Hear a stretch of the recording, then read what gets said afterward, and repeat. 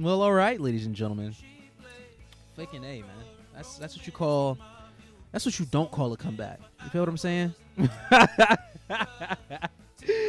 Yo, so welcome back to this motherfucking Waf N Z Taj N wonderful occasionist event of viewables here on the Bars and Joysticks channel. I'm your host, William Zillions. That's your host, Taji, the magnanimous commentator of superior knowledge of opinion. I'm with this shit. I could fucking sell it for hours.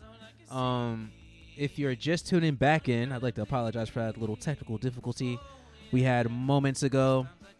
We were talking about random impulse purchases via the week. Taj was just saying how he got a brand new $40 soap, which is way too high quality. I'm guessing he has to try it still. Half off. All right, so $20 for a bar of soap versus $40 for a bar of soap. Right time, right place. So it's literally half as bad of an idea as $40 for a bar of soap. That's straight. That's all right. Fucking, we had some folks on here before. Hopefully we can get some of them biznack. Hopefully they appear. If you're out there right now, thanks for tuning into the Bars and Joysticks channel. Thanks for tuning into the Taj N Show. Oh shit, man. We can fucking. I'm down to kick off some real shit. Get into one of our meatier topics. People have waited long enough.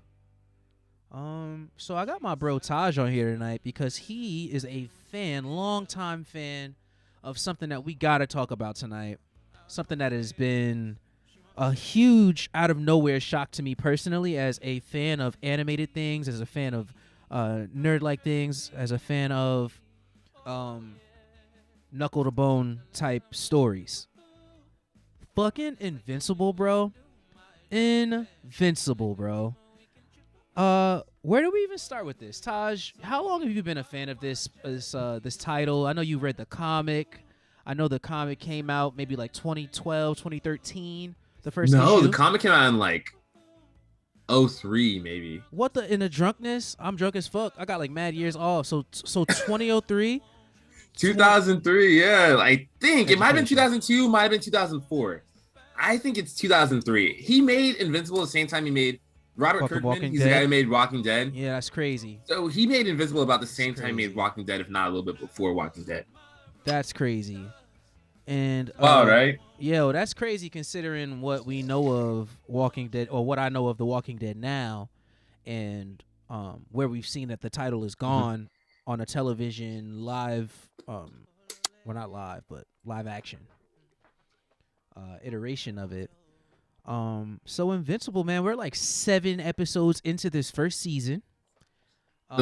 Season 8, I mean not season 8, episode 8 is the last episode of this season, apparently. I know, it's too soon, man. So many so many unanswered questions. so many unanswered questions. Oh, it's gonna be so fun, man. I think the finale episode, because right now during that last episode 7, they strayed away from the comic book way more than they've done during the previous 7 episodes. Really? 6 episodes, my bad. Really? All right, so it's it's very I read like the first few pages of the first issue of Invincible, just trying to like better understand what I was gonna push play on. And no, actually I'm lying. I read those pages after I watched the show. There you go. That's truthful. And I'm sitting there looking for all these comparisons, like like the style, some of like the style of the animation of the drawings is a bit different. Like the shapes of the heads are a bit different, but overall everything is very much like in the realm of what the comic book offers. Yeah, the only thing that I've noticed, like the biggest difference, is Robert Kirkman in Invincible. He makes the design of Invincible where he's like super strong, close to invulnerable, even though he gets his ass kicked all the time. He makes him like this scrawny dude, because most superhero men are like jacked. super jacked guys, right? Samuel L. Jackson. Later on, his love interest like gains like a little bit of weight after having a child. What so usually like most superheroines, super skinny, not super skinny, but like I don't even want to say in shape. That's Wait, wrong. Did you just spoil something for me? You just fucking spoiled. Yes, you did.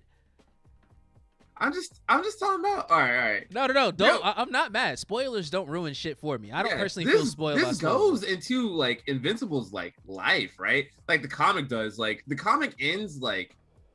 I don't think I'm spoiling anything when I say this. It ends literally hundreds of years after the first issue. What? Yeah. I gotta read this shit. That's obviously what the situation is. Because even like his development into becoming this like invincible character is sort of summed up very quickly in like the first episode or two.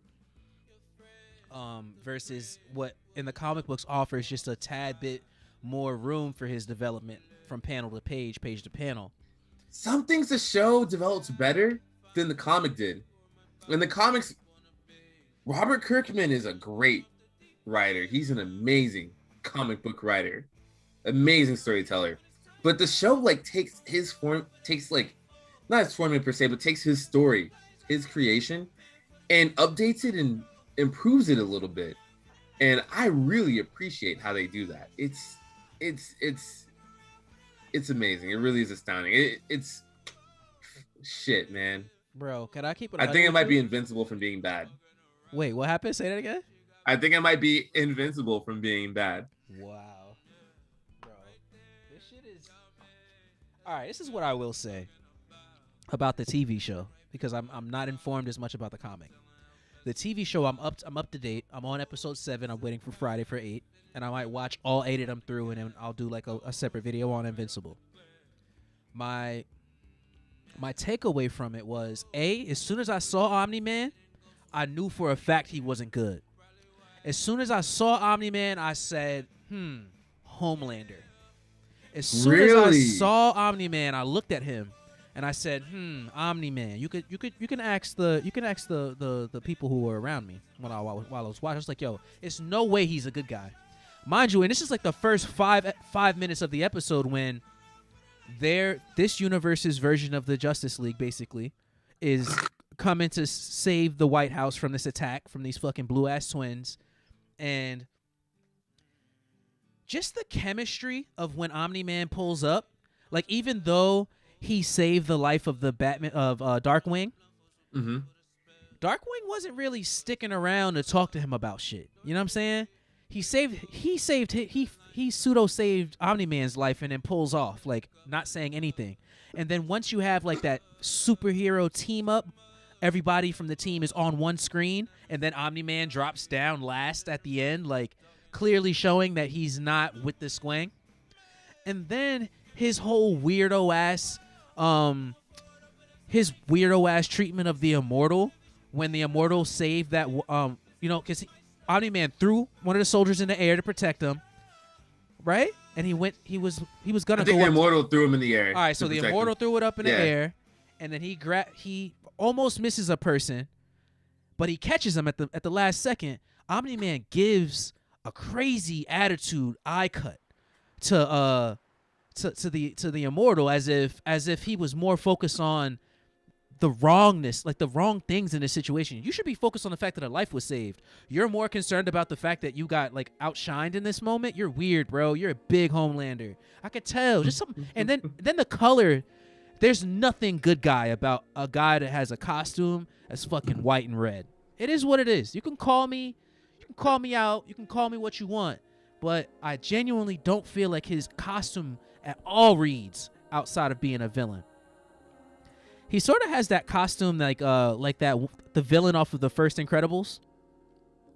Syndrome? Ah, shit. He looks like Syndrome. I was trying to think of like a point. I was trying to refute your point. I don't know if I can, man. I was going to say, what about Majestic? But Majestic's not the typical hero. Majestic's kind of a dick. And I was going to say, like... What you got? So you automatically... So what you going to try to tell me that Omni-Man is a good guy? I'm trying to think of like an example that proves you wrong. I can't think of one. Like my other example was gonna be Infamous Spider-Man. You know when Dr. Otto takes over Spider-Man. I he's feel Peter like Parker. Isn't his costume like white and red or red and white? I could be incorrect. I don't know. I think he's actually like as Spider-Man-ish as possible, so he doesn't give it away. Not infamous Spider-Man, I think, right? Yeah, with Doctor Octopus sort of switches like takes over the body of Peter Parker, and he's like embellishing in that role. Am I tripping right now? I think this is what happened. Y'all tell me in the year. Pal was good, bro. And dude, I thought that was gonna be a permanent change back in like 2012 or 2011 when they pulled that shit. Yeah, I liked it a lot. I like that new dynamic of Spider-Man. I totally understand why that wasn't the case. Like, why they didn't keep him like that. It's because people have kids and they need to be able to have regular Peter Parker. That's ultimately all that comes down to. It's like Spider-Man's for the fucking kids. What's really, really good, bro? We got Pal in the chats. Welcome back to the Bars and Joysticks channel, ladies and gentlemen. Oh, Pal's in here? Yeah, bro. Pal in here. He ain't know. I bet you he was on here looking for that Waf N Z. No, it's Taj N Z today. Yeah, it's Taj N Z today. What's good, bros? You see the remake, the remix on the. But yeah, yo, we're talking Invincible right now. For anybody just joining the chat, I don't believe that there's any way in hell that Omni-Man was gonna be a good guy. Salute Taj. Yeah, I don't want to talk about this. I don't want to talk about anything that's like gonna spoil anything for people, because certain people get spoiled and stuff. Like, I don't mind a good spoiler. I just want to see how, even if you tell me how it ends, I want to see how it gets there, because I'm still gonna be entertained. I'm still gonna enjoy that. Yes. But you know, like, a good shock factor isn't so bad either. You know, I just, man, I can't help myself sometimes. I do spoil myself, bro. There's no way in hell this motherfucker Omni-Man with this fucking gray fade. He got the Mr. Fantastic fade. People say Mr. Fantastic's like kind of not villainous, but he's kind of like an anti-hero. I don't know if you could call a scientist an anti-hero. True. Damn. Good point. Like, I don't know that you could call a scientist an anti-hero, because a scientist is always going to prioritize the science. They're not good or bad. They're in it for the progress of the science. That's how some like really radical scientists explain their shit. But I do think to some degree that I love how the chemistry of who he was trying to be versus who he knew he had to be once once Mark got his powers. Like at that dinner table scene when Mark gets home from throwing the trash bag in the air, he just gets his powers, and he's like, "Mom and Dad, I had a very interesting day. You wouldn't. I got my powers." And then you see Omni-Man's initial reaction, his first reaction across the table, zoom in on the eyes, like, "Really? Are you sure? Are you sure you have them?" He's like, "Yeah, I'm pretty sure. Pretty sure I threw a trash bag into space just now, or into the orbit." I think he said orbit. He might have said orbit instead of space. Yeah. But I'm like, it's his whole, and then I'm like, yo, he's a psychopath. He's a psychopath. He literally wiped his face clear of all emotion, and he was like, "Oh man, that's so good. That's so interesting, son. I guess we have to do training early in the morning, 6 a.m. Set an alarm." Like, no smiling, no. Based off of the conversation he had the night before, Omni-Man saying, "Oh, you'll get them one day. Viltrumites your age, even the late bloomers get their powers by your age, Mark. Like, don't even worry about it." He was so inspirational. He was so loving. He was so nurturing in that day before scene, before he found out Mark got his powers. Boom, Mark gets his powers, and then shit switches immediately. Are you sure? Are you sure? A totally different person from then on. Totally different. I'm like, oh, as soon as I saw his face, I didn't have to see anything beyond his reaction to his son getting his powers. That's probably, I could imagine that's like the most important day on any super ability person's life, is when they actually get rewarded with their powers. Versus, like, that has to be like a major fucking hallmark day in someone's life. It's gotta be. It's like better than losing your virginity or going to prom or some shit, or learning how to ride a bicycle.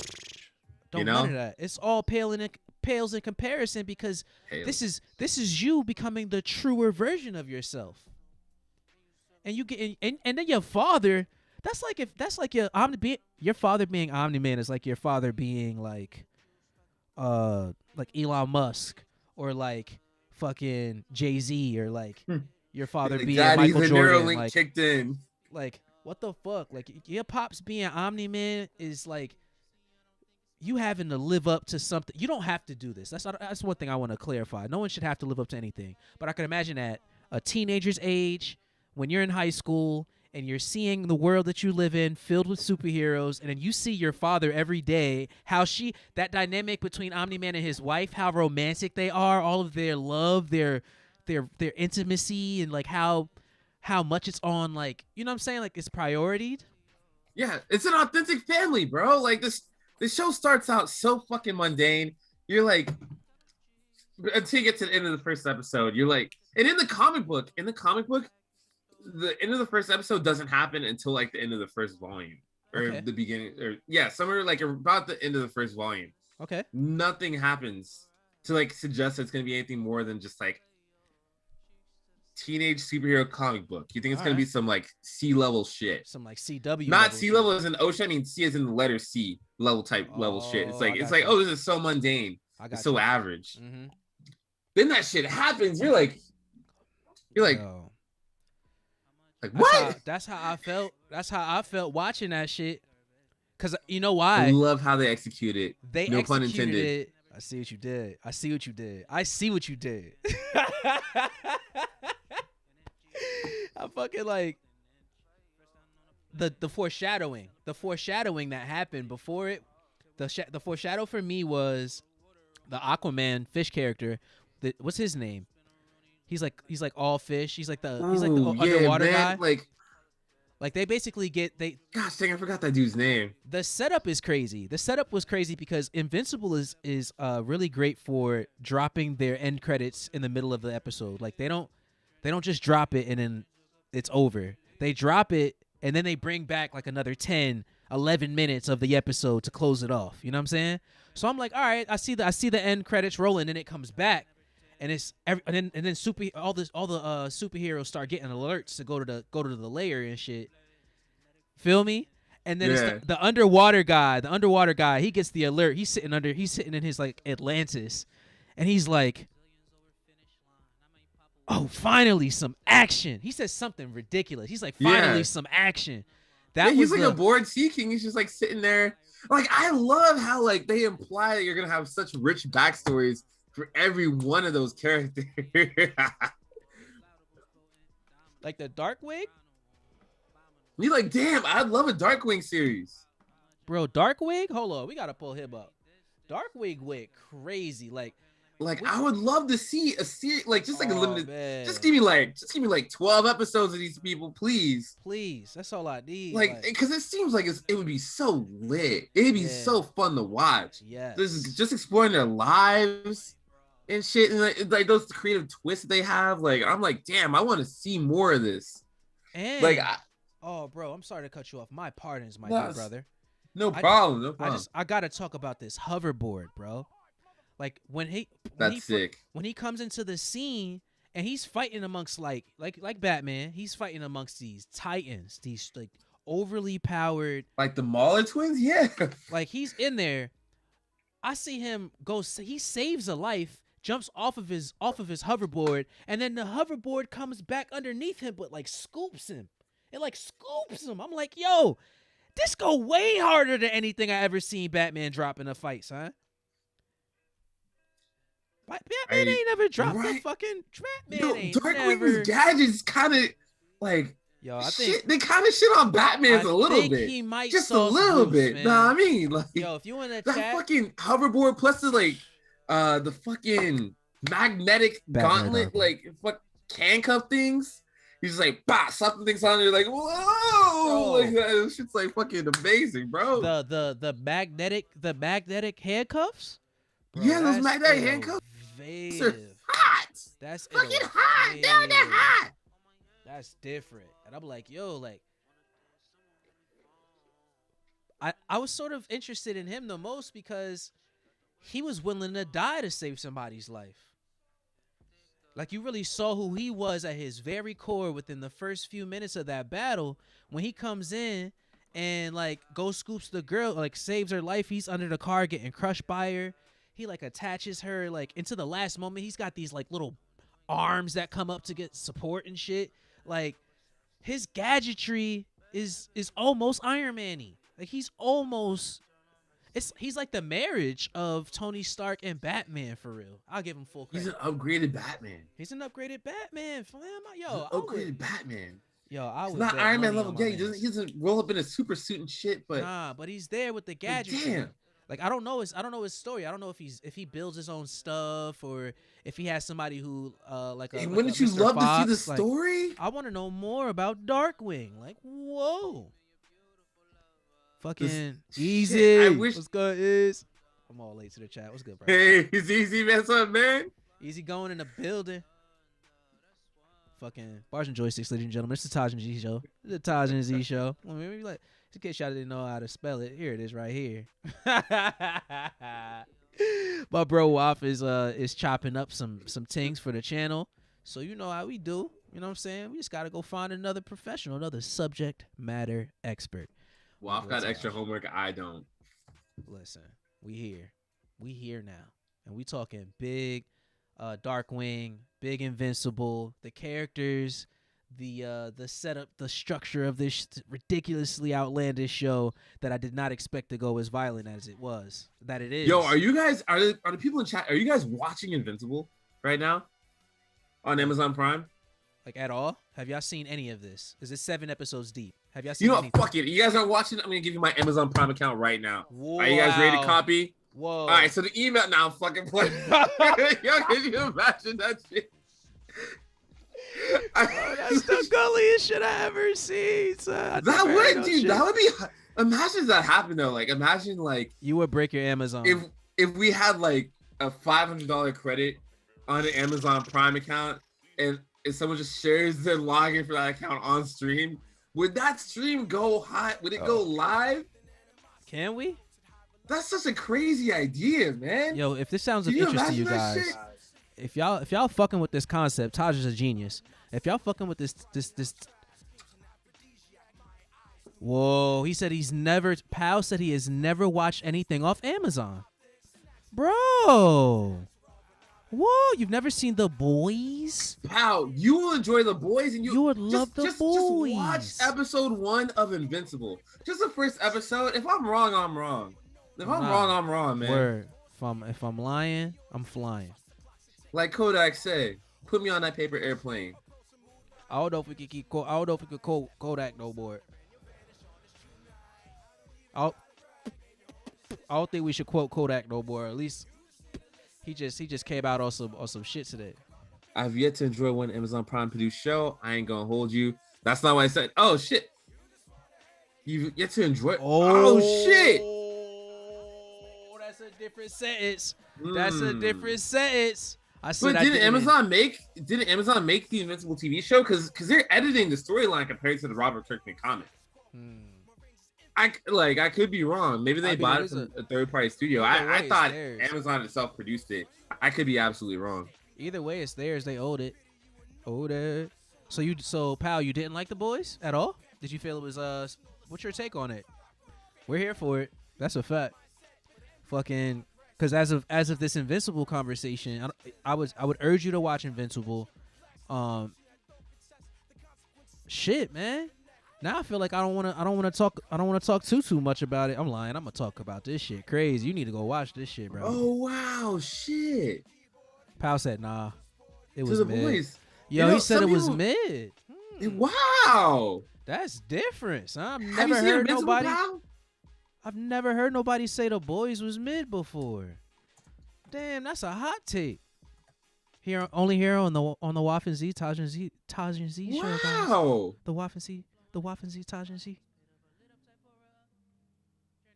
I like conflicting points because that's like really fascinating to me. I've never heard nobody say that The Boys was ass. What? I've never heard nobody say that The Boys was whack, bro. That's different. I think I have a homie that's very similar to Pal, who has like such an appreciation for films. So their criteria for good cinema, for good TV shows, for good filmography is a lot different than like the average viewer. I consider myself the average viewer. Okay. He said he didn't say it was ass. He said it was just mid. All right, I feel you. It's just mid, not ass. There is a difference between mid and ass. I got you. Interesting. Wow. Well, but to be fair, you and I have like such a huge buy-in for comic books. I feel like a good way for me to like not water test. I guess like test the waters on someone's love for comics and their comic book adaptions rather is I asked the question, did you like Iron Fist on Netflix? You didn't like it? Oh fuck, I liked Iron Fist a lot. I was watching that with my dad back when it came out like a few years ago. First of all, bro, that's all. Oh, wait, is this a segue? This is a segue here on the. I don't mean to be a segue. I was just curious. We segueing. I was just curious because I want to say this real fast. Iron Fist is the ass's show. You know how we just talked about the difference between mid and ass? Iron Fist is the ass's show that Marvel ever produced on its street level superhero productions. Let's just keep it 100 here. They had me for like the first 10 minutes of that episode because of the music, but then the casting of Iron Fist is just too terrible because you should not cast an actor who is supposed to play the world's most dangerous hand-to-hand combat specialist. You can't cast an actor who can't fight. You shouldn't do that, bro. And the pacing of those fight sequences were very 1 2 3 1 2 1 2 3 1 2. Like the counts were there clearly, and I felt like Luke Cage was dope. Luke Cage, the music in Luke Cage, top tier. Season 2, he got his ass whipped though because he can't fight. It's called the Superman syndrome. However, I will say that like this fucking wait, brain fart. I just kind of high right now. Wait, which was the what we were just talking about? Iron Fist. Iron Fist. Into Luke Cage's. My bad. Thank you very much. Like Luke, music, no, but you're Iron the man Fist, for this ultimately. Because Iron Fist was so garbage. First of all, you picked a guy whose only other role I've seen him in was on fucking Game of Thrones, in which he also was not a great fighter. He was kind of like a quitter, and he gave up his faith over a few. Like he was the weaker of his siblings mentally. Because his sister, fucking Marlena, guys out there, everybody who watches Game of Thrones right now, help me out with the name of the second queen. That's not Cersei. You know what I'm talking about? The one who marries Joffrey and then marries the little brother and shit. Whatever her name is. Marjorie. Thank you, Marjorie. Appreciate y'all. Fucking. That shit is like. Wait, where am I going with this? There's a punchline here. I feel like he was like easily broken when they got arrested by the priest and shit. When the priesthood took Marjorie and like put her in solitary, she like was still mentally sharp. She was still playing the game the entire time. Your man's though, he got broken. So he played. That's his typecast. That's his typecast, and he wasn't like a really good fighter. Not really. He wasn't known for like whipping ass on nobody. I mean, no, he was a good fighter. That's not true. But he was a knight. He was like a knight. Like he did like Knight's Tale shit. He wasn't really in the field like that. You feel what I'm saying? So like you take this actor who can't fight on scene. He's never fought on camera, really, and you try to make him fucking Iron Fist. It makes no sense to me, bro. It makes no sense to me. It must have been like a favor or something that somebody owed to have him in that shit for real. Like, why are you the most deadliest hands in this like little mini-verse right now? How? Fuck. How, fam? How? Nah, fam. I'm sorry. I'm not going to get into it any further than that. Damn. But the fact that he's the weakest fighter on the show, but he's the star of the show, I don't know. What y'all think, guys? If y'all watch that shit, y'all like that shit? Y'all like that weak-ass fucking Iron Fist on Netflix? Because you can't go from Daredevil. You can't go from the fight sequences of Daredevil, the no cutaway, one shot, full hallway, blow one for of blow. Netflix's best fucking fight scenes. Best in first. One of the best that Netflix has ever fucking produced. That one, what was that, season 2 or season 1? In that fucking hallway. Everybody knows the hallway scene. Season Daredevil. 1. No Daredevil costume. It was all black, like with the non-pretty shit. It was just the tie-on mask with the all black with the gloves. Like, he was still on that for like the whole first season. So like, you can't give us a great starter like that and then come with flavor with Jessica Jones and come with flavor, go to a whole nother you know what I'm saying? You can't come with flavor with her baby father with the Power Man and shit. You know what I'm saying? And then you come with this lack of flavor with this weak ass Iron Fist. Man, I got so many other actors I could think of who should have been there. You should have just hired a stuntman to play him. Why are you just saying hire a stuntman to play Iron Fist? It's not like the guy is that great of an actor anyway. He's not delivering no compelling ass like performance that makes me feel ultra like sucked into the show either. That fucking guy out of here, man. Weak ass. Damn. I'm sorry, I did not mean to get into it like that. That's so fucking Iron Fist is such a Can you imagine if someone tagged him on the stream? Because you know he doesn't have acting gigs lined up again. So he's just like on Twitter, he'd be like, man, I one of the people are talking about my last show, Iron Fist from Netflix. Scrolling through Twitter. It's just like you just shitting on him. I'm not. I don't even. If the actor ever sees this shit, I want you to know, like, on a personal level, this is not personal. I just think that wasn't the role for you. That's all it is. I thought you were dope as fuck in Game of Thrones. I love everything about your character in Game of Thrones. In Game of Thrones, I feel like at first you were holding it down and you were still like living your life and like, but still holding it down for your family to make sure that your family's name went on until the very end when you got like put in prison and you got broke. But like, he was a pretty stand-up guy. Like, a lot of people though. You know what I'm saying? There's a lot of people like that. But you're still not Iron Fist, fam. That's the point of this conversation. You're not Iron Fist. I don't care what the show's title that you played in. I know you started in a show that was on Netflix once. And I know you did work. I know you did hours on set. I know that you recorded something.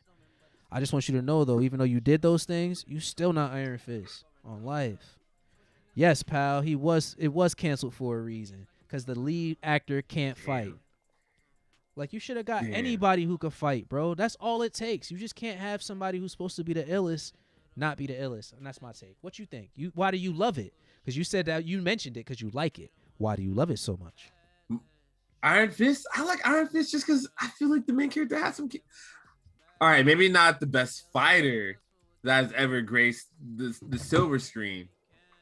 But I thought the show was okay. People were shitting on the show so hard for so many different reasons. And I was like, yo, this show's not really, it's not a bad show. It's an okay show. Like, I was looking forward to a new season, like a season 3, I think. They had, 2 seasons of Iron Fist, so I was looking forward to season 3. I'm going to be real with you. If they made a season 3, I'll watch it. You know what it was? I'm not going to, no. This is what it was for me with his performance as far as his acting. I feel like he didn't really have too much motivation to do anything.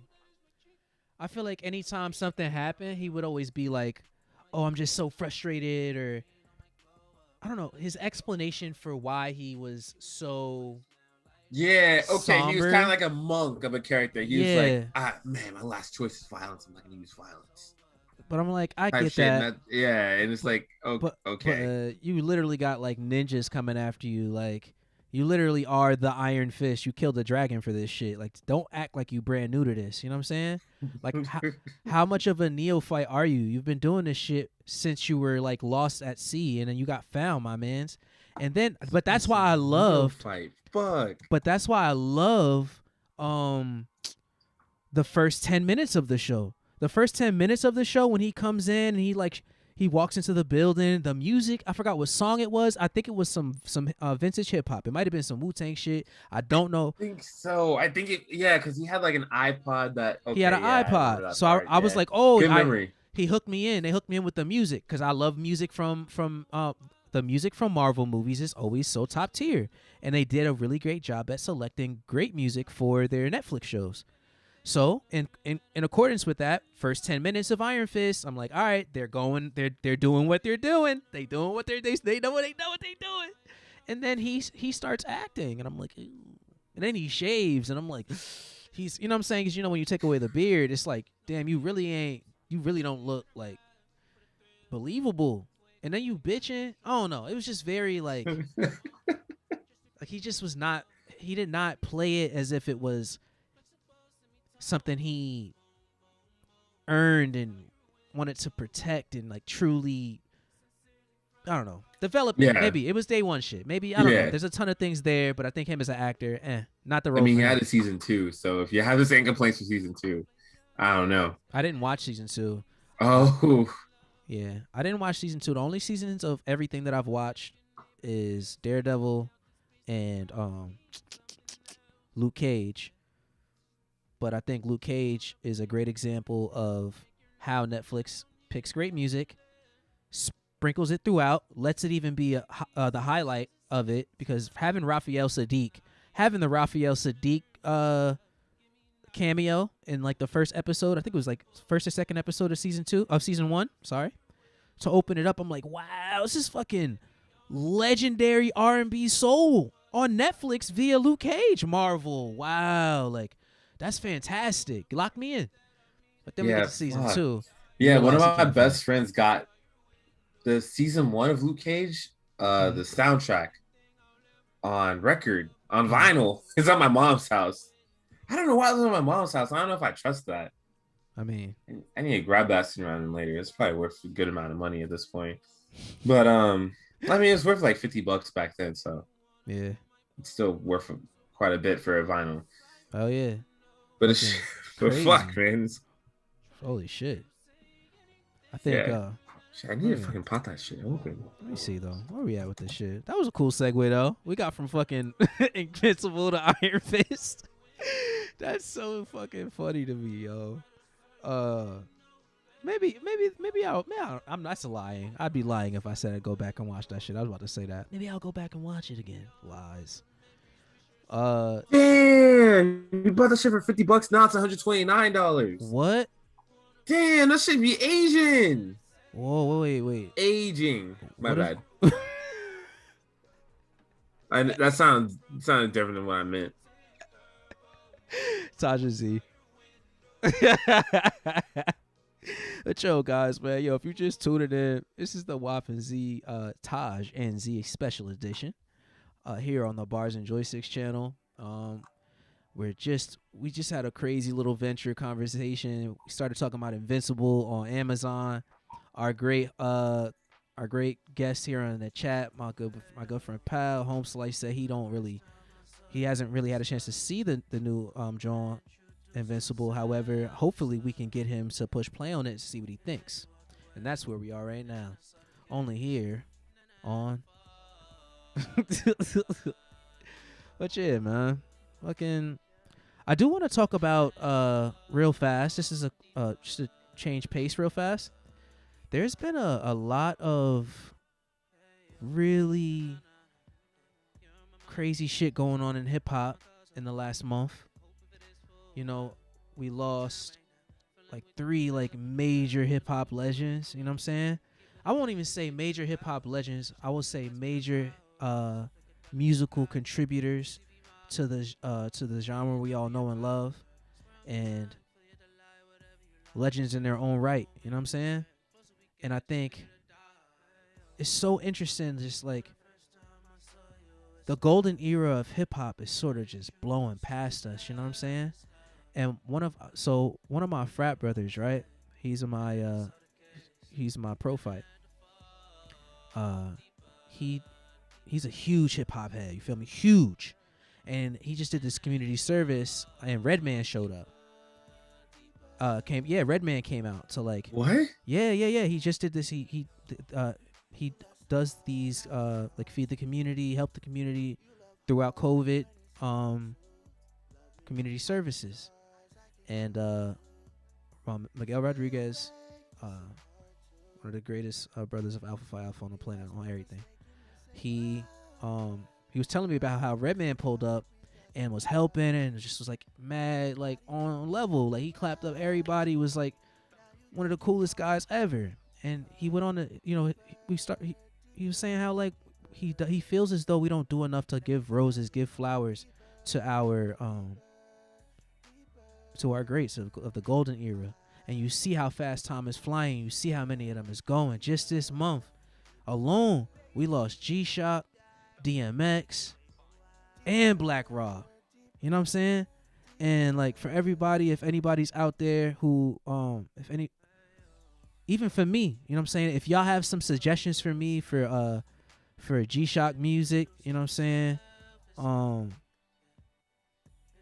send that my way. I'm totally open to it because I'm more of an East Coast listener. That's like where I wasn't really growing up listening to a lot of you know, like that area. But Digital Underground, there you go. I was trying to come off the name of the group he was a part of. But like he was only 57, you feel me? And then like all of these cats are in their 50s, and that's so even crazier because it's like, damn, like I see where the successful rappers have taken it. You know, our quote unquote most successful in hip hop. You know, like our Jays and our Nas's and to some degree our Jada Kisses and our Styles P's. You know how they've evolved their brand to continue to be able to work and even output music if they want to. I'm very curious as a fan of hip hop how we can like go about amplifying that and keeping like where are our greats right now? You know what I'm saying? Like I feel like to some degree I really think it's sad that I hadn't heard about Black Rob until I heard that he passed away. You know what I'm saying? Or like the same for all of them. DMX, I mean, the last thing I saw from DMX was the Versus battle. And I was like, wow, like him and Snoop, that was like one of the best ones, production quality, everything, because that was like one of the first times they were actually anyone was actually in the same room on Versus. You know what I'm saying? And I don't know. I think we could do better at giving flowers to our greats, for real, to the contributors. You know, finding the great songs, the songs that, you know, were soundtracks to everything we love about hip hop. They're fucking running it up on their streams. You know what I'm saying? Running it up on being able to get these people like the appreciation that they probably deserve, for real. Like everybody too, because there's so many people who we just think are just old heads, you know, or that when we hear their music though, we always love it. We always love Queen Latifah's music, you know what I'm saying? We always love LL Cool J's music, you know what I'm saying? We always love Master P's music. But I don't know if it's like but then I wonder, like, what do you think we could do to appreciate it more? That's a whole nother question. Like what could we do as fans to appreciate that music? I don't know. I'm open to suggestions. I'm just talking at this point. But it just made me. It made me think about that. Like, damn, these men went in for mad years, basically paved mad ways for mad people, and shit. I remember being a young bro. You know what I'm saying? But I was like a heavy set brother. You know what I'm saying? I was kind of a little fat boy. And I was a little fat boy and shit. And the only way for me to be able to, like, so people thought I was older. So I was always with my older cousins. But if I wanted to chill with them, then I had to listen to what they was listening to. You know what I'm saying? And they were listening to DMX. You know what I'm saying? That was summertime music. You know what I'm saying? That 1998, like, flesh of my flesh, blood of my blood shit. Like, that was everywhere. I'm saying on the radio. You play it while you playing video games, watching the basketball and something like that. You play the CD, you turn the CD off. It's on the radio. You go outside, they was blasting out somebody's window, like everywhere. And then like the whole concept of like Rough Riders and everything like that, like that whole like mad bikes at once down a highway full speed, hitting backflips on they shit and all of that. That's what I like. That's real. Like that's really something that attached me to the music, you know what I'm saying? Seeing it myself. And I think like being it just to even see like the tribute that they did with the fucking monster truck. Did you see that, bro? Yeah, I saw that. Yeah, I was in Brooklyn, right? Yeah, and like how many people came out? Like holy crap, son! Like I think it's more. I wonder what I gotta go like really do some music history for real, some golden era. I need to visit New York. That place has so much fucking culture. Yeah, I definitely gotta go back home ASAP. Somebody told me I should go home soon. My boy Fawn said I should go back home for New York Comic Con because apparently they're gonna do it live this year. Yeah, interesting. I don't know if I'll. Summer is coming up. Fuck, it's coming up. Yeah, or maybe it's New York Comic Con. That's during like September, right? August, October. September? I think it's in October. October? Yeah, okay. It's in October. That's during fall, but still, shit's coming up. Fucking, but yeah, I don't know. I think if y'all got some Shock G music, if y'all got some Shock G music, bro, send it my way. I'm down to listen to some Digital Underground suggestions. Yo, bro, did you see this new Mortal Kombat?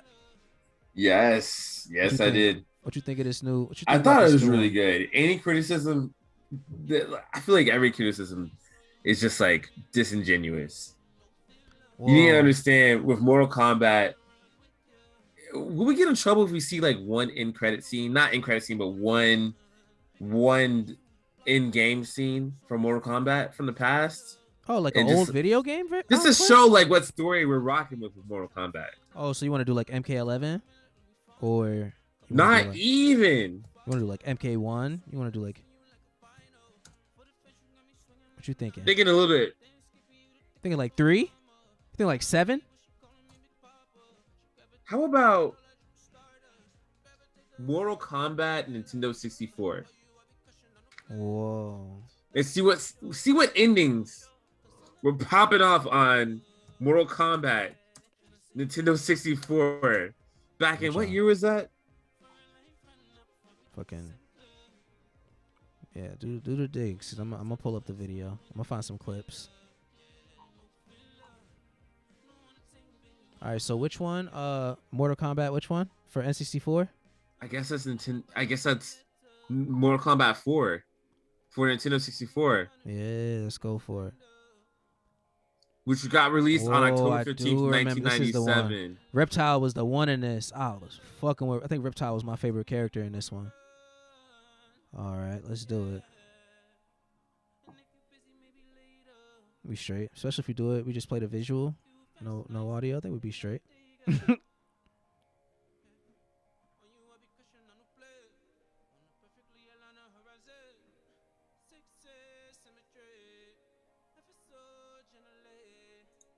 Wait, you want me to share the screen? I can share the screen and show y'all. I'm already rolling it. Fuck, what? Yeah, I got it on the on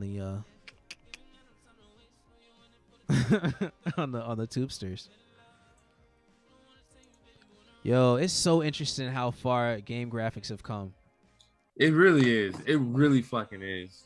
Like, this Raiden has almost no real depth to his face, no like texture, no. I mean, he's got like a cool shadow bone structure, which is dope, but it's not no details really. But this reminds me, like, you know, it has that golden eye, that N64 golden eye, 007. Yeah. Here it is. Here it is now. I think I have it. Yeah. Yo, I was banging with this because N64 was was probably like one of my favorite. Yo, Zenny, type in, go on Google and type in Mortal Kombat 4 all endings, Nintendo 64. I want you to show chat what the fuck story we were fucking with back in 97. All right, bet. All endings? I got all endings. Yeah, because those are like fatalities and shit. That's the gameplay, but people don't understand like the story. I got you. Let me see. I'm gonna try. That the producers and story and writers of this fucking shit had to deal with. Let me see. Can you turn on the volume, or would that be fucking copyright? I got you. No, I mean I'm gonna force it. We'll see what happens. I'm gonna have to turn you down though, so we'll bring you back in a moment. Show you. Thanks for tuning in, guys. It's the Taj N Z special edition of the Waf N Z Show. We about to tune into some Mortal Kombat N64 footage from yesteryear. Just turn this music down real fast. And let's turn up some.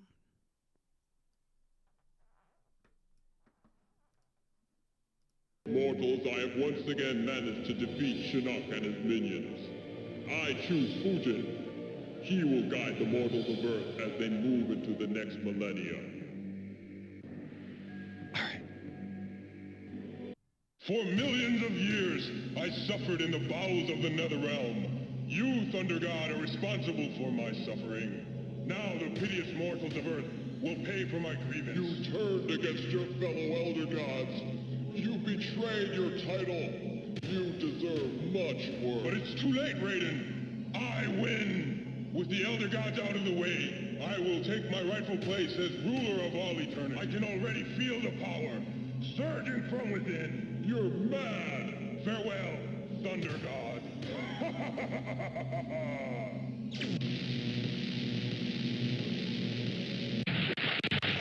Holy shit.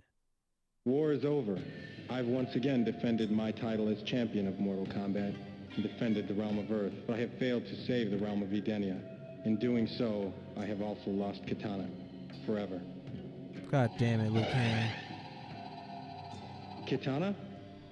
Yes, Liu Kang. I'm trying to It find is it. I. But I thought you were gonna With Shinnok's destruction, you have not only saved the Earth, but you've also saved my own realm. For that, I can never repay Knowing that you survived is all that I need. As heir to the throne of my realm, I offer you the chance to rule at my side. As king of Edenia, forever. Yeah, I don't even think they got cannot accept Jackson's your in offer. in this one, I bro. belong here on Earth as champion of Mortal Kombat. Then, I me see if wish I you can good find luck, this Liu Kang, on separate all one. your journeys. Yeah, that audio quality is interesting too. Like you could tell that they weren't like really maybe not in the same space or in the same room doing that dialogue. It's the one on the cliff. All right, bet. Let me see if I find that shit. I passed it. Go to the one on the cliff.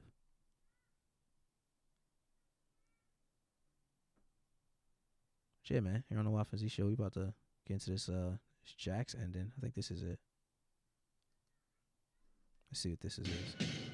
It's over, Jarek. Shinnok is dead. The good guys won. You're this one coming it? back with me. Never, Sonya. I agreed to help defeat Shinnok, not turn myself into the Special Forces. The Black Dragon, live on! Oh, shit, that's The Kano. Black Dragon died with Kano. You're the last one, Jarek. Never! Come in, Major Briggs. This is Lieutenant Sonya Blade. Over. Sonya, this is Major Briggs. Come in. Sonya, this is Jax. Are you there? Going somewhere, Jarek? Jax! I thought you were going to thought I was, what, dead? Like my partner you just tossed off the cliff? I'm sorry, Jax. Please, don't drop me. Wait, I promise. Too late, Jarek. You can't drop me. You have to uphold the law. You have to arrest me. Wait, this is brutality. You can't do it. Wrong, Jarek. This is not a brutality. This is a fatality. Yo, son, my son said this is not a brutality. This is a fatality. Let's bring back the broskies. It's good, Tosh. That was a great situation. Holy crap. He just pulled up out of nowhere, too. He was on a whole radio call. And then just, like, mysteriously, quietly. Oh, yo, so you saw the movie, right? What's your take on that Jax fight? That last Jax battle? What's your I thought the last Jax battle in the movie was amazing. I thought it was great. Okay, cool. It was fantastic. They used the perfect waste character for the first film. Like they got some major characters dead that I did not expect them to kill off in the first fucking film. Like Goro, perhaps? Yeah. I didn't expect Goro to die. Yeah. But you know what? They have Motaro. They have the cat, the tiger version of Goro. They have Goro's hot cousin. Like they have a lot of things. Shiva. I think it's Shiva. That they could like draw off of. I expect them to kill Goro off so soon. Bro, but you know, like Shang Tsung was saying how like it's just another portal, like death is just another portal, and then he made like their bodies disappear into like the black smokeness. So I think that's more of a like a recall to say that we'll definitely see those characters again, like definitely, like without question. It means at least that's what I was thinking. Do you think they can bring Kung Lao back? Because they do dirty all the time. Yeah, I think so. Well, I think they're gonna bring, if they bring anybody back, I think they're gonna bring Kano back, and they're gonna give Kano like the fucking metal face. Yeah, like, I think that's gonna be good Kano. Did you see them tease the metal face in the trailer? I could have sworn I saw them tease the metal face in the trailer, but in the movie it never happened. Maybe I might have imagined it. I don't know. Maybe I gotta see if that trailer did the trailer. I remember. Let me see. Kano.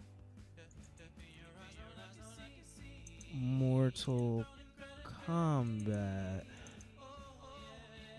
movie metal face.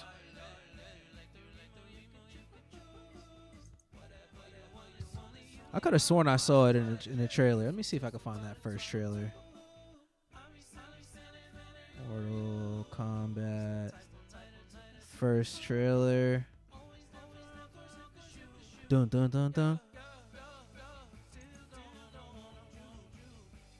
All right, this one I'll play, but I won't play the audio.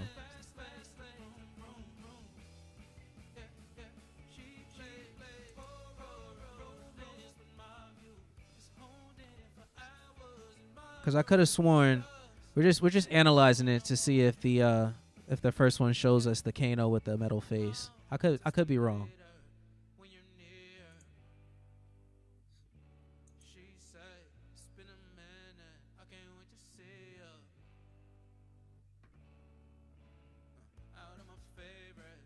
I mean, maybe.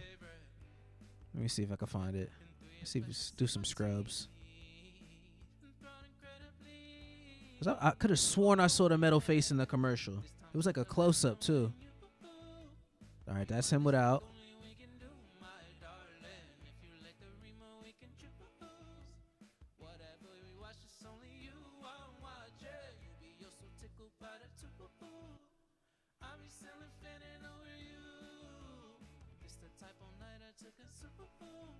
Okay, I imagined it. I think I imagined it. Yeah, I just like scrubbed through it and I didn't see one pop up. Unless there's another trailer, like maybe like a snippet or something like that to that effect. But all right, I have a hot take though. Yeah. I didn't really enjoy the Jax fight like that. Really? You thought it was too short? Nah, I thought it was just I hate his arms. Like I think the CGI of it, like they made everything CGI in that fight. Like his arms, you could even tell like his chest, like you could tell that his face was like just fucking comped on, you know what I'm saying? Interesting. I couldn't tell that. I knew about the arms, but like I couldn't tell anything else. I don't know. It was like, especially on those, I thought it was very interesting that like they chose to do those really close-up scenes of him like struggling with the hammer. Yeah. And like, you know, they tried to show like the mechanical nature of his arms, which was cool. Like, you know, the little components and stuff shifting. But I think they could have. I thought it looked fake. I just thought his arms looked fake as shit. And especially when he was moving, when he was sitting still, like not in motion, it was straight. But when he started like fighting in the fight sequences, I was like, ew, this looks not good to me personally. I would have much rather them do something practical, like like, you know, practical arms, supplemental CG. Practical arms, supplemental CG. The full CGI arm shit. And I was surprised that it looked so bad because how he lost his arms looks so good. Like how Sub-Zero like went at his shits and like froze him. Like just, and they did him dirtier than they did him in the fucking trailer. They kicked his him off the over. fucking thing too. Damn. Fuck out of here, Jax. That's what he did to him. He mushed him with the head. When his head hit the hit the concrete on the fall down, I was like, holy shit, how is he even alive? I thought it was fucked up. This is spoiler talk, by the way, guys. I thought it was fucked up. Sonya Blade ain't never even tried to look for your mans, not at all. Like it wasn't even an element of her existence after. Like that's supposed to be her mans, is like her partner. Like you don't care where he at. Yeah, but I mean, like they're supposed to like go, like I don't know, like at the safety point. Safety points, protect themselves. Like if there's like a bigger issue, then they have to respond to that bigger issue. Like the home base went up in smoke when Reptile attacked, you know? Oh yeah, that was fire, son. Yo, your boy No Kano, pun intended. Your boy Kano went crazy in this movie, son. The whole movie, I was like, yo, I fuck with Kano, son. Like I feel like, like he caught one of the first kills of the whole movie, right? If I'm not wrong. Yeah.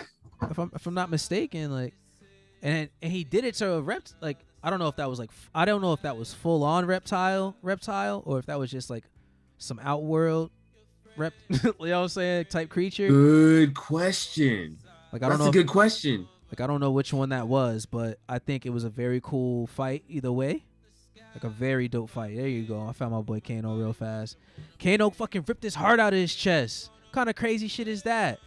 Like he didn't even care if the shit bit his face off. Like his mouth was like huge and right next to his face. He was just like, he ain't care. Kano went crazy in that shit. Fucking, I think Kung Lao had the best fatality though. Where he used his hat. He used the hat to like chop Shorty in half. Oh, Natara. Yeah, see, like I like the use of bottomless characters. No one gives a fuck about Reiko. No one gives a fuck about Natara. Yeah, get them out of here. But yeah, exactly. Like that's fantastic. I know it's like predictable that they're gonna die by the end of the film. Like, oh shit, you really want Natara to come around for a long time? Yeah, no one gives a fuck about Natara. No one gives a fuck about fucking Reiko. Are you serious? I had the I did not like how they did Melina at the end though. Yo, Melina had a donk, son. Like yo, Melina, whoever that actress is, shorty, you can act. Who's that actress? Whoever that actress is, shorty, you can act. All right, that's what I'm trying to say right now. You got a bright future ahead of you, shorty. Word. I fuck with that. Cause how isn't Melina a clone? So can they bring Melina back by making another clone? Oh yeah, well she's Katana's clone. She's Katana's clone, all crazy. Mortal. Let me get off this images page. Just go to Google. Melina. Mortal Kombat movie. Thank you. Actress. Whatever that actress's name is. I've never seen her face without a ton of blood on it. So this will be cool. Damn, Sissy Stringer is her name? Sissy Stringer? Yeah. Wow, she's really gorgeous. Sure. I've never seen her face without shockingly sharp teeth. Sissy Stringer. Yeah, Sissy Stringer, man. You could act. For real. Because you really embodied that shit. Like, that's why I didn't really enjoy how they did her at the end. Because I'm like, yo, this fight scene not giving her enough sauce. Like, yeah, she was using the portals and stuff. But. Yeah. I don't know. I felt like she didn't. And then Sonya Blade just come up and like blast her from the side on some hoe shit. Like, Sonya, get the fuck out of here, son. You couldn't see her hand to hand. Maybe she could have. I'm just. I was just like, damn. So yeah, man. Fucking Sissy Stringer, man. I liked. Hopefully she does come back as Katana. So she will play Katana. That's pretty cool.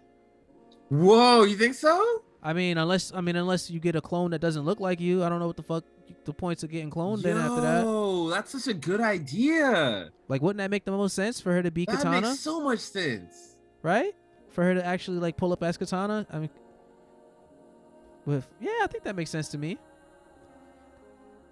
It wouldn't make sense for them to pick a whole nother if Katana is the clone of, or I'm sorry, if Melina is the clone of Katana, and Melina dies or gets murked off, then if the first version still exists, so maybe she sort of reminds me of Missandra, I think her name is, from Game of Thrones, the Khaleesi's like best friend or right hand girl. Lysandra, is that her name? I don't know. I only saw the last season of Game of Thrones, like halfway through the last season. In the first episode, that's it. That's true. Fucking A, man. I thought overall I thought the movie was really dope. I like the Hanzo Scorpion you like that? I thought it was cool. I thought it was chill because I mean I like the actor, so easy buy-in. And I like the fact that they did you see Scorpion's Revenge, the animated movie? I need to watch that. I haven't seen it yet. So this sort of kind of is in that realm of that background, that because I don't know, Scorpion's Revenge was basically the first Mortal Kombat movie from Hanzo Scorpion's perspective, and like you see his whole pre Scorpion Hellfire existence, and in that you get that like he has a kid, a wife, and then Sub-Zero basically fucks all that up. So this is sort of where that is, and so to see the live stream adaptation of that of the inspiration, I'm like, oh, this is very dope to me. I like this a lot. And I love the fact that Scorpion's actual like dagger, like the first movie, it was like actually like that snake creature that came out of his hand. Yeah. The fact that in this iteration it's basically like his wife's gardening tool. I'm like, yo, that's so ill. I hadn't even peeped that. I hadn't even noticed that. That's ultra romantic. Like that just means he's like a big romantic. Like, man, I'm so here for that. Hanzo, Scorpion, I fuck with you, bro. Cause he did that. I thought it was interesting that what's his name? Cole, the fighter, the main character. I thought it was interesting that he was the main character and not Liu Kang, and that Liu Kang was like so in the back with the story, like so out of the blue, so not on Front Street like the first movie was. That caught me off guard some. Fucking, did you see yeah, I was kind of surprised too. I'm like, you went with a brand new character you guys just pretty much created. Made up is kind of derogatory, but created is a little bit nicer. You guys created versus Liu Kang versus Johnny Cage versus Sonya and Jackson in there too. Yeah, they're in there. They're meant to be more auxiliary and side character in the Mortal Kombat series versus Liu Kang and Johnny Cage. But I do think the cast was overall cool. Everybody did a great job. I enjoyed everybody. I liked. I thought Sonya's dialogue was a little choppy, a little weird. Like the actress who plays Sonya Blade, I thought she was some forced lines. I also thought that fucking at the end of the Jax battle, he walks away like, oh yeah, these work. But the edit, the edit was so. Oh, weird. These motherfuckers work. Yeah, it was so weird. Like it was such a forced Marvel moment. I don't know. I don't know. That's just clearly my hot takes. It was a good movie overall. I would urge for the next sequel to go more practical effects.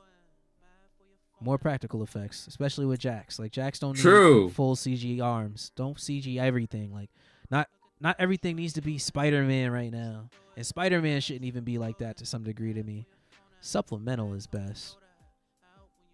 I think as they work on like maybe like story-wise, they're like, okay, Jax between the first movie and the second movie hones his Arcana ability. I like how they call it Arcana. Like I know some people are like, what the fuck is that? I'm like, I kind of like that. That's dope. I didn't have any. Yeah, I don't mind calling it Arcana. Yeah, that's cool. He had them baby arms though. He had the baby arms for like 30-something minutes, and they charged. Yeah. But yeah, Goro went crazy in this. I really enjoyed seeing Goro in that form. Cause like the first movie, you remember the first movie when he fought Johnny Cage, it was basically just like they went full practical. They had like a animatronics on top of somebody else's regular body. And they just use cool cuts and stuff. I prefer that though. It might not look as well aged as we have the capabilities to do now, but we could have that and then supplementarily help the face come to life a little bit more with, you know what I mean? It don't have to be so everything CGI. That shit it just makes it sort of unbelievable when just suspension of belief a little bit. I would prefer to be more immersed. Yeah. I see that. I see what you're saying with that. Fuck, man. Taj N Z. I was so wrapped up in the story when I was watching it. I know it's not like the most dazzling story in the world, that I didn't even have time to like consciously critique the Goro that they had in this version of Mortal Kombat. If that makes sense. Okay. That's a cop-out. It's a big cop-out, I know. No, not really. I mean, only if you're saying that you're gonna go back and watch it again, but then you don't do it, then it's a cop-out. But if you really feel that way, then it's cool. Yeah, I'll have to spend some time and collect my thoughts. Thoughts on the box. Yeah, nah, man. Whoa. There you go. We in here now. But yeah, I fucking think scale of 1 to 10. What do you rate it overall? Mortal Kombat. I think I'll give it a 7. A 7? All right, word. I'm about in that 6.5 range for sure. 6.8. I'm at right around there for real as an entire experience. I thought the mother, Cole's daughter and wife were super annoying. I feel like why they keep forcing these people into these situations. Like, I don't know where they live, but they live somewhere super warm. They live somewhere warm. It starts snowing in the middle of the fucking summertime, and everybody's still just sitting there mad, like calm as this ominous figure is pulling up on them. I don't know. I'm just like, why are you still sitting there, kid? Fucking go somewhere. What are you doing? You should not still be sitting here. This is dangerous. You should be aware of how dangerous the situation is. Like, yeah, you're not freaked out by the snow and the fucking sun. Or not just the snow falling, but like the weird clusters of ice forming all over the place, just like icicling over. Like, come on, fam. This is not normal. This is some day after tomorrow shit. I'm not doing this with y'all. Day after tomorrow. Like, no, it should not be this cold this fast. That's something I like, though. I did enjoy how cold things got immediately whenever Sub-Zero was around. Like, in the environment, just completely frozen. I thought that was very dope. Really dope. That was tight. Yo, and I love the combat scenes too, man. Just like, you remember that one scene towards the end where like Sub-Zero, it's a move in Mortal Kombat, the game, where he builds like a wall of ice and throws you through it. That's like a real fucking move. And he did the ice clone too. He did the ice clone he did the ice clone to get out of the way of the spirit at one time. In the cage fight. I thought it was very cool that the last fight was in a cage. Like a UFC octagon, like full on street brawl. Sub-Zero got fucked up at the end, son. They did him dirty at the end. And Scorpion keep taking his mask off, like, you remember this face? You remember this face? I was like, what's he gonna do it? He like, fucking did it to him. You thought you were gonna send me to hell, and the fires of hell was gonna destroy me. But really, I went and I learned to control them. And then he like burn fire throw. What is that? Fire breath, hellfire breath. The toasty move, right? That's what it's called. Like toasty. I was like. I like that would have been crazy as fuck if they actually dropped the toasty thing to it. In the sequel, I want him to do it in front of somebody, and then that person to make a joke like, "Oh, toasty" to someone else. Maybe like Johnny Cage, he'll do it in front of Johnny Cage, and Johnny Cage will like try to hit on something and be like, "Toasty" to like. I don't know. I feel like that would be fucking. That's the best way to do it. That's a great way. That's the best way to do it. I would be here for that. That's a good way. Fucking. But I thought they did a great job with Hanzo. I don't know how they're gonna continue to have him in the sequel, because I don't know. He's like an older. I don't know. He's like an older. He's like, I didn't expect them to make him so old. That's what I'll say about Scorpion. Raiden? No, Scorpion. Oh, Scorpion. I didn't expect Scorpion to be so old. He does feel like a bit older than than what I thought he would have been. Like I feel like he feels like he's like 50 going up on 60 when I was thinking Scorpion would be more like 40. You know what I'm saying? Just like a few years younger. But he was pretty old, but I think that's cool because that shows that when he died or when he became Scorpion, he already lived a long life as a warrior, and the life that he led as a warrior, you know, aged him drastically. So in that regard, I like that a lot. So I guess I'll walk back my take. I think I like that he's older. Never mind. My bad, bros. But the Scorpion character, Sub-Zero character was really cool. I'm interested on what happened to Sub-Zero. Like, how did he become I saw that he was like, he had the abilities at first, but he wasn't like, everybody gets powers. All right, I get it now. Never mind. Everybody gets powers. That Sub-Zero is the first Sub-Zero, and the second Sub-Zero is like his brother. Non-evil Sub-Zero. Isn't his like his stepbrother or some shit like that? Yeah, it's like little brother, I think, or something like that. That succeeds the title of Sub-Zero. It's like, how did my brother die? He didn't know his brother was fucking evil. And then like the original Sub-Zero becomes Noob Saibot. And he's like, "Oh, is that what happens?" Noob Saibot, yeah. So he could come back as Noob Saibot. So I'm into it. Tight. I'm into it. Fucking A, man. Bars and joysticks. Fucking Taj N Z show. You know the vibes. It's the Waf Wednesdays. Shout out to the bro. He's not you know what I'm saying? He's getting it done. He's fucking getting it done right now. If you haven't seen Mortal Kombat on HBO Max, go check it out. Oh, I saw Justice Society, bro. Did you see Justice Society yet? No, I fucking haven't. World War II? Let me see if it's on Redbox, bro. I might watch that shit tonight. Yo, does a PS4 have? Jimmy was good. Thanks for joining the chat. I don't know. I'll watch Justice Society real soon. Yo, it's not coming on HBO Max for a minute. All right, no. No, that's why I bought it on YouTube. Oh fuck. Yeah, I bought it on YouTube. Worth it though, honestly, because like, so Paco has this theory, right? He had this theory before the movie came out that this Justice Society movie was gonna pick up after the ending of Apocalypse War, where the I thought that was the case too. Is that wrong? It's completely not the case. It's completely not the case. Something else. He ran somewhere else, and this story is about a whole nother timeline, because this movie's more in line with the Man of Tomorrow animated universe. This is they're just building this, so it's Man of Tomorrow, and then it's Justice Society World War II.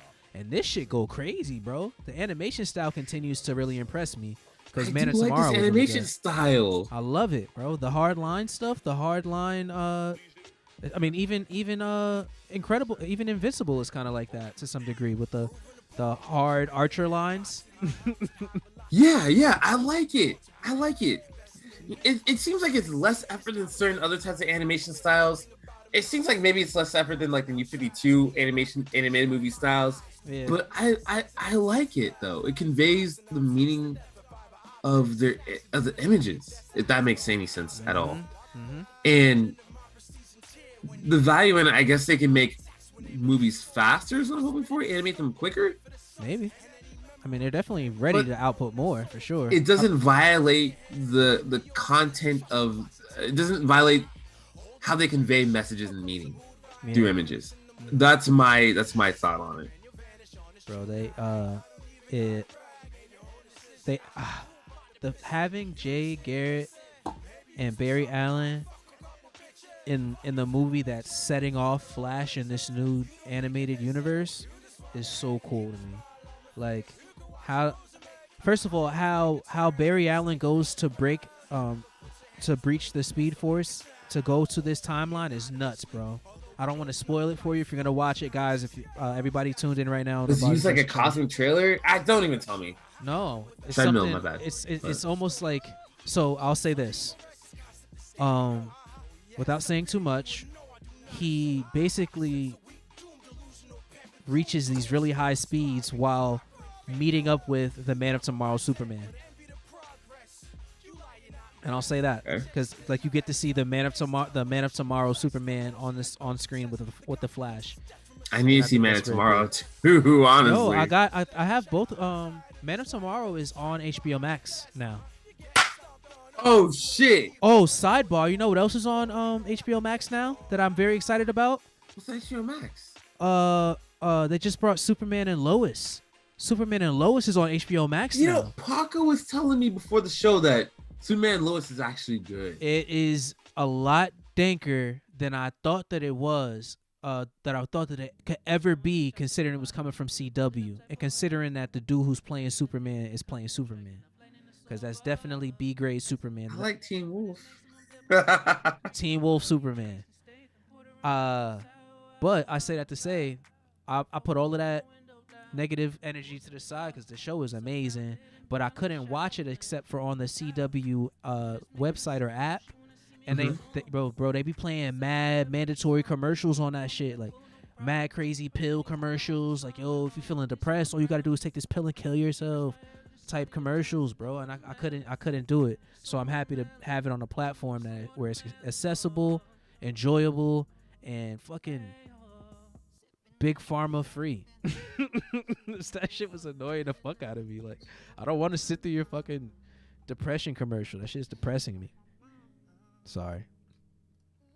But yeah, as far as the animation style, all of the characters in this shit, they got Black Canary, they got Wonder Woman, Hawkman, Jay Garrett Flash, yo, and this cat named the Hourglass Man or something like that. No way, Our Man? The what? Like Our Man, right? Or is it Our Man? It might be Our Man. Where like he has powers, he eats like a pill and he has like powers for about an hour. Yeah, him. And which I thought was cool how he decided, like how they went about keeping him. I mean, he was a powerhouse in that hour, for real. In that hour, he was a powerhouse without question.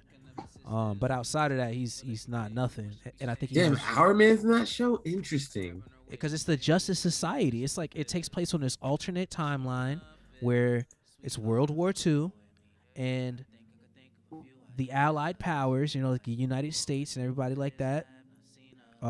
We have soldiers in the field, but predominantly we're using super-powered humans to do our battling for us amongst the field with our soldiers as support. And there's special journalists who work in coordination with the government to write stories so that nobody in the world knows about them. So nobody knows about the Justice Society except for like the few people in the field, and the journalists basically spin tales of like there's no superheroes yet. So it's crazy. It's a crazy. Wait. So Diggle is in Superman and Lois? I'm looking at the cast right now. Oh, I'm like, shit. I didn't see Dig in that shit. I gotta watch the whole. I only watched the. Google's saying that Diggle's in this shit. Diggle from fucking Green Arrow is in this shit. He is. I think he plays. Oh no. Let me see. Damn, Diggle's old as shit. He's 49 years old. What the fuck? Whoa. It takes a long time probably to be a fucking actor. Probably. That'd be cool, yo. Acting sounds like a cool situation. So is he Green Lantern in the show? No, I think he's like Lex Luthor. Is he Lex Luthor? There's like a black Lex Luthor in this. I don't know. That's something Wole. This is He's some whole guy named Captain Luthor, right? Let me see. What's my man's name? Superman and Lois. Dig. Damn, he's ripped as fuck to be 49 years old though. Not gonna lie. Yo, that's what I'm trying to live. I'm trying to live and be like 50. Yo, I had this gym teacher, Mr. Frank, when in high school. This motherfucker was like 56 and like Jack, son. I was like, yo, I want to be like that when I'm like 56 for real. When I'm like 76, I'm trying to be like that. But we'll see. I feel like all I have to do is like give up meat forever. I feel like everybody who's talking about, like, my grandmother's vegan. She's been either vegan or vegetarian for like the last like 30 years. I don't know, maybe like 23 years or something like that. Yeah. And she's always said like, you know, meat in moderation. And now I know I be like going to Korean barbecue and shit, fucking up hella meat and shit. It's like, nah, I should clean this shit up.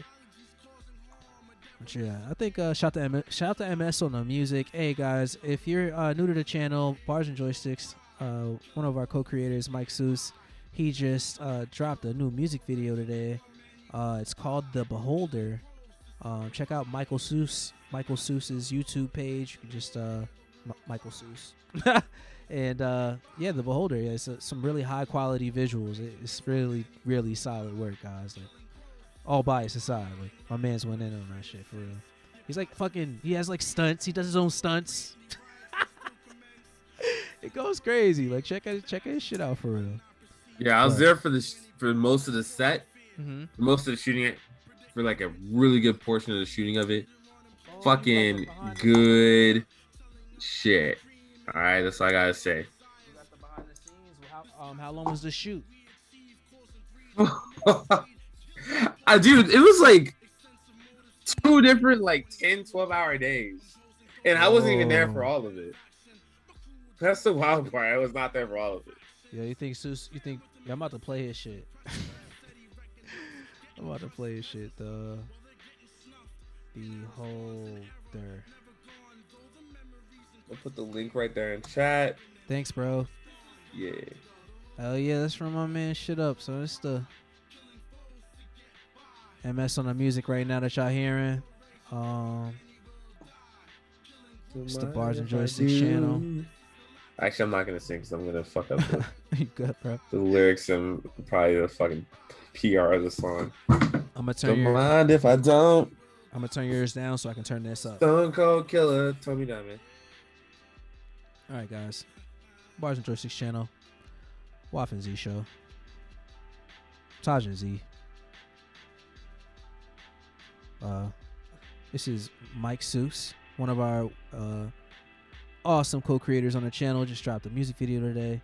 Gotta share it. Gotta put it out there.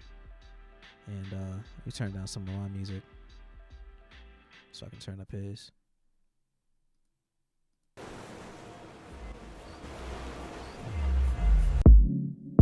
Wow.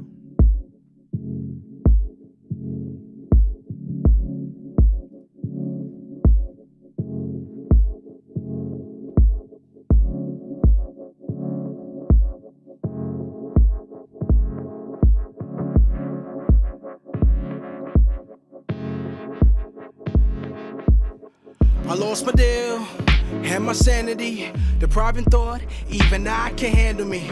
Speaking in tongues, love died away from a plague we uphold just to drown, left astray. Basically dead, I can feel the laughter, trembling from solitude, the walls are closing faster.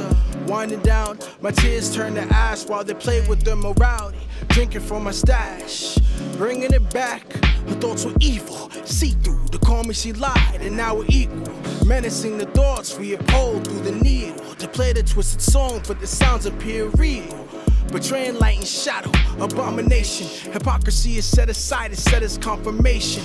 Pieced together slowly and our minds are woven nails, but instead of using twine bound together by our tails. A time in life, I'm rewinding it back. Listen to my words pop back, I'm handling tracks. A desperado with the wind to my back. Riding through the world with these, leaving nothing intact. In time in life, I'm rewinding it back. Listen to my words pop back, I'm handling tracks. A desperado with the wind to my back. Riding through the world with these, leaving nothing intact.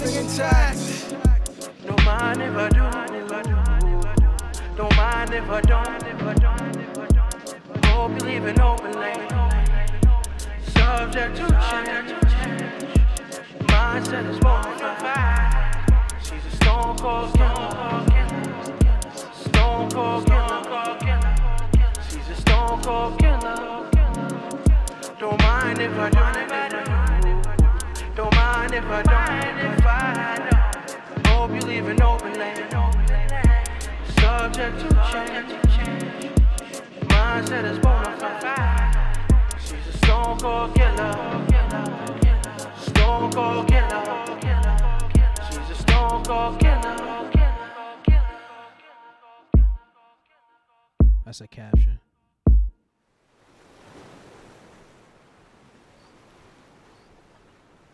Yeah. My son went crazy on this visual, yo. Yo, that's fucking. Oh shit. You know what the times is? This is Bars and Joysticks, B. It's the fucking Bars and Joysticks channel. That was Michael Seuss. There we go. We back. What's good, Taj? I hear you now. Pardon the echoes. Stone Cold Killer. Taj N Z. Bars and Joysticks. So yeah, man. Let Seuss know what you think. You know what I'm saying? Go leave some comments under his page. You know what I'm saying? Go show some love to my boy Mike Seuss, man. He put some work in on that. That's some real quality for real. Full credit. Yes, sir. Taj was the executive producer. You know what I'm saying? I'm the executive producer. Yo. Shit, bro. Like, yo, let's how you feel about ending it on that? Ending it on some Seussage. We can close it up now. Yeah, I just want to say, everybody, yo, on this channel on Bars and Joysticks, we have 3 amazing artists and vocalists on this fucking channel. You have Michael Seuss. You have William Zillions. You have Paco, the Wafacito Escobar on this channel. So I believe all of you have a lot of content to catch up on that all my channel mates have made over the years. And it's in your best interest to watch it. Word. Because if you don't watch it, I'll kill you. Now I'm playing around. But you're going to kill yourself when you realize, oh shit, I had all this time to listen to all this great music. I was listening to fucking Imagine Dragons instead. Word. So What the fuck are that's you doing? y'all's fault. Man, ain't got no zillions in your Serato. Fix your shit. Bars and watch all my boys' content on YouTube. So once again, Michael Seuss, William Zillions, Paco Escobar. Find their shit online. Listen to their shit online. Watch their shit online. It's great for bike rides, long walks on the beach, going to the gym, and fucking your bitch. Alright? And fucking your enemy's bitch. So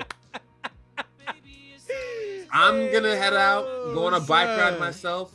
Is it? Yeah, it's like 11:30. Yeah, it's about that time. Yo, do that shit, bro. That sounds fun. Dude, I went on one last night. It was great. It was great.